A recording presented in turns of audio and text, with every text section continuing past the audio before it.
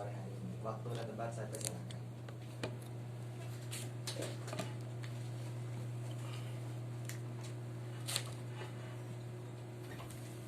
Assalamualaikum warahmatullahi wabarakatuh. Bismillahirrahmanirrahim. Alhamdulillahi rabbil alamin. Wabihi nasta'inu ala umurid dunya waddin. Wa ala alihi wa ashabi ajma'in, amma ba'd. Sahabat Yes dimana saja berada yang berbahagia, pertama marilah kita bersyukur pada Allah Subhanahu wa ta'ala. Alhamdulillah pada sore hari ini kita semua masih dalam keadaan sehat walafiat. Salawat dan salam semoga dilimpahkan pada junjungan kita Nabi Agung Muhammad Sallallahu Alaihi Wasallam, melimpah kepada keluarganya, sahabatnya, dan segenap pengikutnya. Baiklah, sore hari ini akan membahas masalah sholat berjamaah kemarin, yakni adzan. Nah, setelah adzan, sholat berjamaah. Karena adzan dengan sholat berjamaah ini berkaitannya erat. Ya, walaupun sebagian ulama mengatakan sholat apabila sendirian itu tidak disunatkan untuk adzan. Namun sebagian ulama mengatakan walaupun sholat sendirian tetap disunatkan adzan.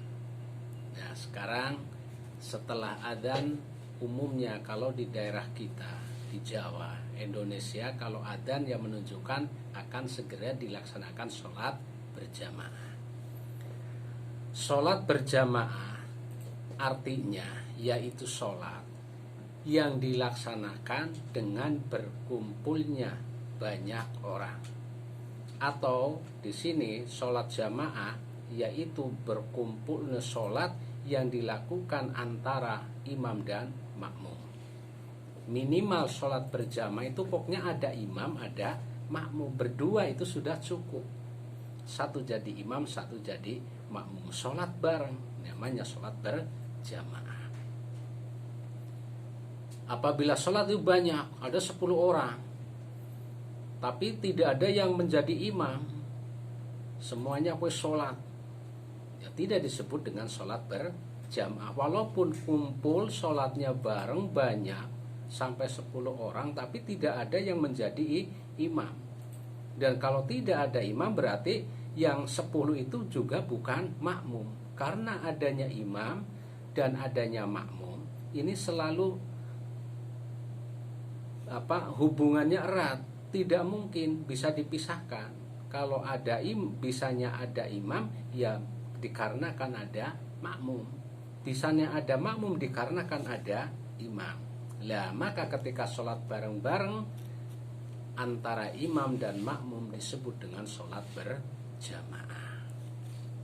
Nah, sekarang hukum sholat berjamaah itu di dalam hadis itu sudah masyhur sekali. Jadi sholatul jamaah khairu min sholatil fadhi bisab'in wa isrina darajah. Sholat berjamaah itu lebih utama dibanding dengan sholat sendirian, selisih 27 derajat. Jadi sholat sendirian satu, itu pun kalau benar.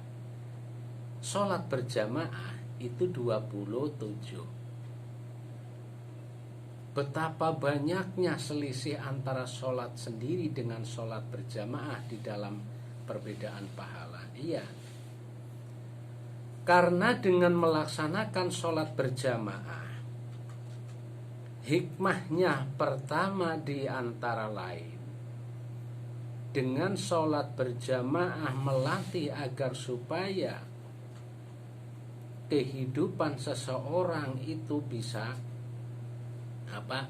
mengikuti atau bersama dengan orang lain. Ini latihan.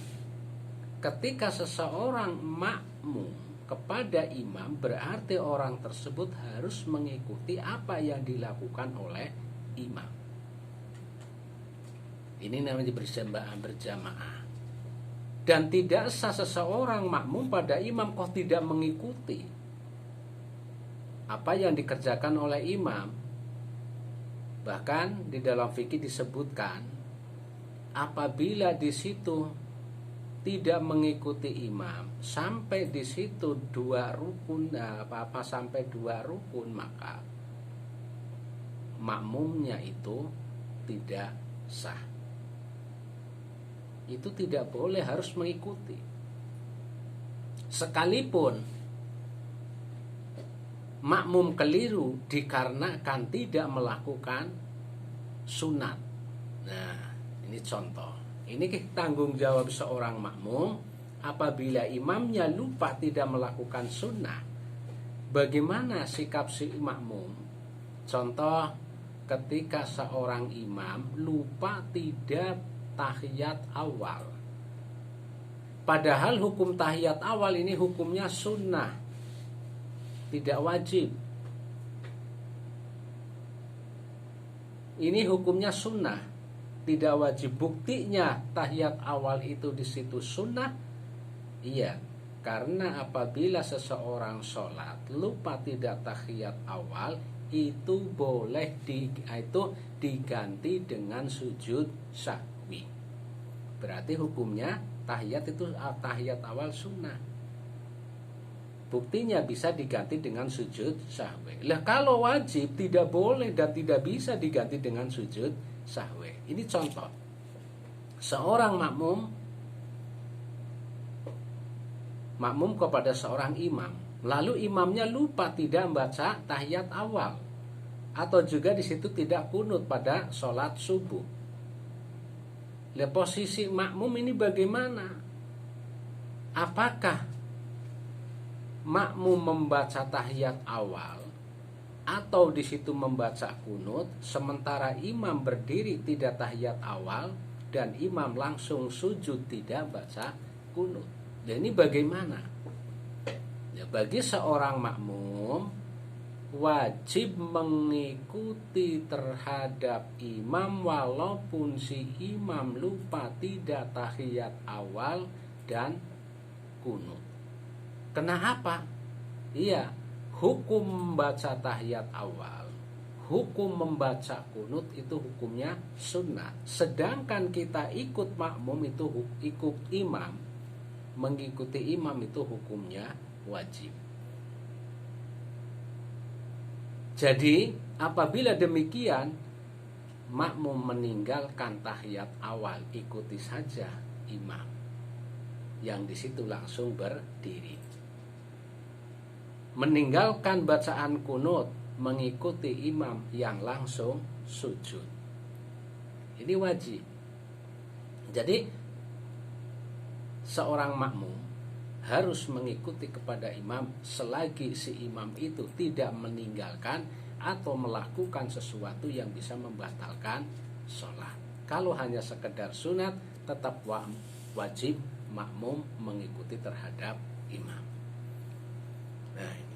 Terus yang kedua, jadi sholat berjamaah itu hukumnya apa? Itu hukumnya di situ sebagian ulama ada yang mengatakan di situ fardu kifayah, ada fardu ain, wajib dilakukan. Ada yang mengatakan sunnah. Namun mayoritas ulama sepakat bahwa sholat berjamaah itu hukumnya sunnah. Namun karena di situ melihat pahalanya sholat berjamaah itu banyak, jadi sholat berjamaah itu sangat dianjurkan. Hingga Nabi itu sangat menekankan sekali sholat berjamaah. Hingga pernah berkata yang artinya begini: seandai kata aku tidak kasihan kepada kaum perempuan dan anak-anak, maka akan aku perintahkan para pemuda untuk membakar rumah orang-orang yang tidak mau sholat berjamaah. Loh, orang yang tidak mau sholat berjamaah, Nabi itu mau membakar, tapi karena kasihan kepada kaum ibu, kepada anak-anak, jadi enggak diperintahkan. Seandai kata aku tidak kasihan kepada kaum perempuan dan kepada anak-anak, maka akan aku suruh para pemuda untuk membakar rumah orang-orang yang tidak mau sholat berjamaah. Lah ini pentingnya, menyadarkan kepada kita semua betapa besar pahalanya dan betapa pentingnya kita sholat berjamaah. Karena dengan sholat berjamaah, satu, mendapatkan pahala yang besar, dua, bisa bersilaturahmi dengan tetangga, dengan teman, bertemu, berkumpul di masjid. Yang ketiga, dengan sholat berjamaah kita melatih, seandai kata kita menjadi makmum, kita belajar menjadi orang yang bermasyarakat, yakni untuk berinteraksi dengan orang banyak. Belajar kita patuh kepada pimpinan. Sehingga di dalam sholat ada aturan tertentu. Ketika seorang imam salah, tidak boleh sembarangan seorang makmum itu mengingatkan seenaknya sendiri, hingga diatur. Apabila imamnya salah, keliru, tidak, "Oh imam, keliru, salah," tidak, tapi dengan kata-kata subhanallah. Apabila kaum perempuan dengan tepuk tangan, itu pun tidak berhadapan telapak tangan, tapi yang satu dengan telapak tangan, yang satu dengan tangan bagian belakang, enggak begini. Itu ada aturannya. Nah, ini belajar kita mengikuti seorang pimpinan.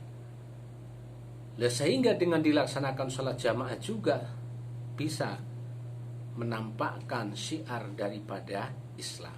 Karena Islam di lingkungan suatu tempat, di lingkungan masjid, lingkungan musola,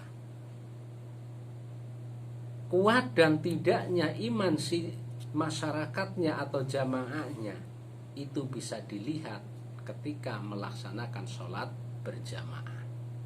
Ketika masjidnya ramai, musolahnya ramai untuk sholat berjamaah, berarti bisa dikatakan Islam di lingkungan masjid tersebut, musolah di lingkungan jamaah di lingkungan musolah tersebut, itu Islamnya bagus. Taunya, iya, karena setiap waktu sholat berjamaah, masjidnya, musolahnya selalu penuh. Itu selalu penuh. Maka daripada itu, dengan adanya sholat berjamaah yang sangat-sangat ditekankan oleh baginda Nabi Muhammad SAW, hingga sampai berkata, sholat berjamaah itu lebih utama daripada sholat sendirian. Selisih 27 derajat. Alangkah bahagianya orang yang senantiasa ketika sholat wajib, sholat fardu 5 waktu itu bisa berjamaah, di masjid, di musola, ataupun di situ di rumah dengan keluarga. Insya Allah, kata Nabi Muhammad SAW, barang siapa yang menjaga sholat 5 waktu berjamaah, maka di situ akan lancarkan rezekinya itu akan lancar. Terus lagi di situ akan diselamatkan dari siksa kubur. Terus lagi di situ akan mendapatkan surga Allah dengan sholat berjamaah tersebut.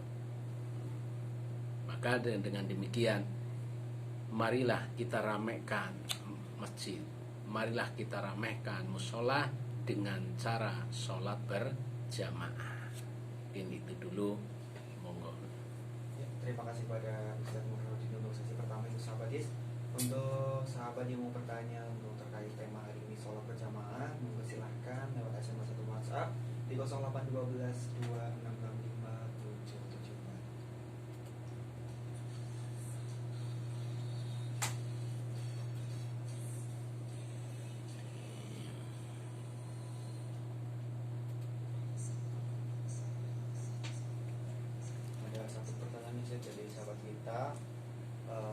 Ustaz, kalau ikut jamaah tapi telat pahalanya gimana?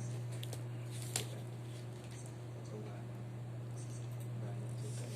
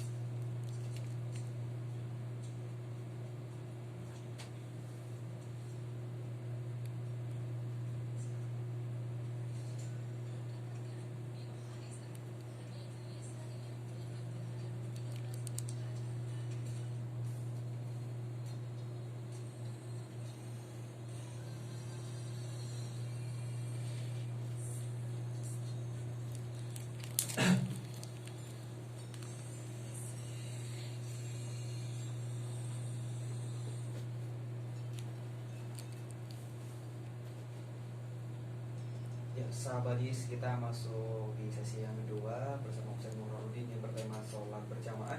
Dan Ustaz, ini ada satu pertanyaan dari sahabat kita. Ustaz, kalau ikut berjamaah tapi telat itu hukumnya gimana Ustaz? Ya, terima kasih. Sholat berjamaah tapi telat. Telatnya itu macam-macam. Ada telat yang ketinggalan takbiratul ihram, ada telat ketinggalan 1 rakaat, ada 2 rakaat, ada 3 rakaat, bahkan ada yang habis cuma kebagian rukuknya saja. Itu bagaimana hukumnya? Jadi begini, makmum itu ada 2 macam. Yang satu makmum muafik. Makmum muafik itu makmum yang menemukan takbiratul ihramnya si imam dan cukup membaca Fatihah, itu makmum muafik. Itu dalam kitab apa ya, Fiqhul Wadih atau Mabadi Fikih juga ada. Jadi orang yang menemukan takbiratul ihramnya imam dan orang makmum tersebut ya otomatis di situ, atau di sini orang yang cukup untuk membaca surat Al-Fatihah, itu muafik. Jadi menemukan dari awal, jadi tidak ada yang sempurna lah. Memang itulah yang diharapkan. Jadi ketika kita makmum itu ya mulai dari awal. Maka ada istilah di situ adzan. Tujuannya adzan itu dalam memberikan pengertian bahwa ini sudah masuk waktu sholat dan akan segera dilaksanakan sholat berjamaah, maka dikode dengan adzan. Maka ada aturan tersendiri. Seorang imam masuk ke masjid mau sholat untuk ngimami itu belakangan datangnya, tidak awal. Berbeda dengan jamaah. Jamaah itu supaya sunatnya itu datang lebih dulu, tapi kalau imam belakangan. Kenapa? Ya kalau imam datangnya duluan, ya langsung dikomatin. Sementara banyak jamaah yang belum pada datang. Maka sunatnya bagi seorang imam, seorang ketika mau khutbah, mau imami itu datangnya belakangan. Memberi kesempatan kepada jamaah agar supaya pada hadir terlebih dahulu. Biar tidak ketinggalan sholat berjamaah. Kasihan jauh-jauh datang ke masjid, ke musala mau jamaah, sampai ke masjid Jumat jamaahnya tidak, makmumnya tidak muafik, yakni masbuk. Masbuk ada yang 4 rakaatnya sholat 4 rakaat ketinggalan 2 rakaat, ada yang 3 rakaat, kan kasihan. Jadi berikan kesempatan. Yang kedua, makmum masbuk. Makmum masbuk itu makmum yang tidak menemukan atau tidak ada cukup untuk membaca surat Al-Fatihah. Masbuk itu yang ketinggalan, carry. Lah itu macam-macam. Kalau masbuknya kadang 1 rakaat, kadang 2 rakaat, 3 rakaat, itu bagaimana hukumnya? Ya boleh-boleh saja, selagi masih menemukan rukuknya imam yang terakhir, itu masih dihukumi sholat jamaah, walaupun tidak penuh sempurna sholat jamaahnya. Lah mengenai pahala bagaimana? Katanya ya di situ 27 derajat.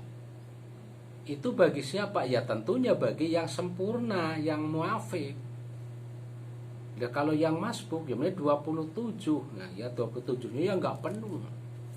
Masa yang sempurna dengan yang tidak sama? Di situ ya mestinya tidak sama. Tapi hukum dari sholat jamaah orang tersebut tetap hukumnya ikut sholat berjamaah. Hanya saja ada yang penuh, ada yang tidak. Ya seperti kita bekerja saja. 1 minggu ada yang penuh, nah, dengan yang 3 hari, 5 hari, ya tentunya ya tidak sama. Yang terakhir itu yang minimal, walaupun hanya menemukan rukuknya saja, itu termasuk sudah berjamaah. Seperti dalam hadis ini disebutkan